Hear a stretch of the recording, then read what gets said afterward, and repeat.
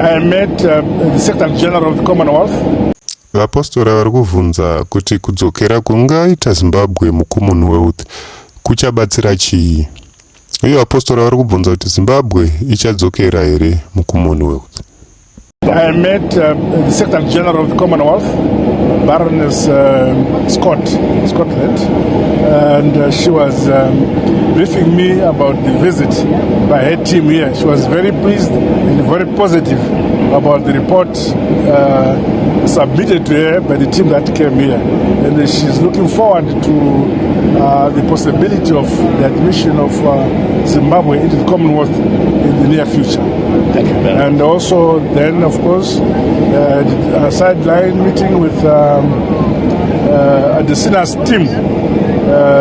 Again, we're discussing about having appointed Adesina, President of the African Development Bank, as our champion with regard to the scheduling and negotiations about our date with the Paris Club, supported by former President Chisano.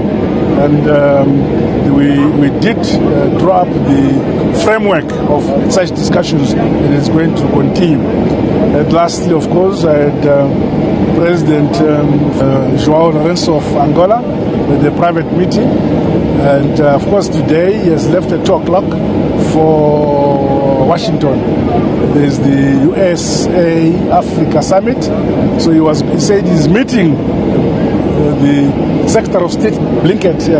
The Secretary of State is going to have a meeting with him, and they wanted to find out what message I should give him about Zimbabwe and the US relations.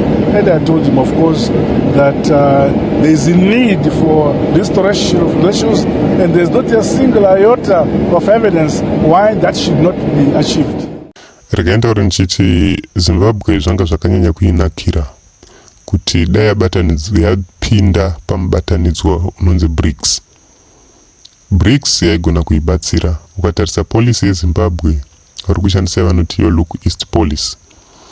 Zvaivabatsira kana vaipinda mumubatanidzwa weBRICS, nekuti ndiwo mafambiro achange achiita upfumi hwenyika pasi rese, kushanduka kwezvinhu kana kuti kushanduka kwemamiriro ezvinhu nemaitirwo ebhizimusi pasi rese.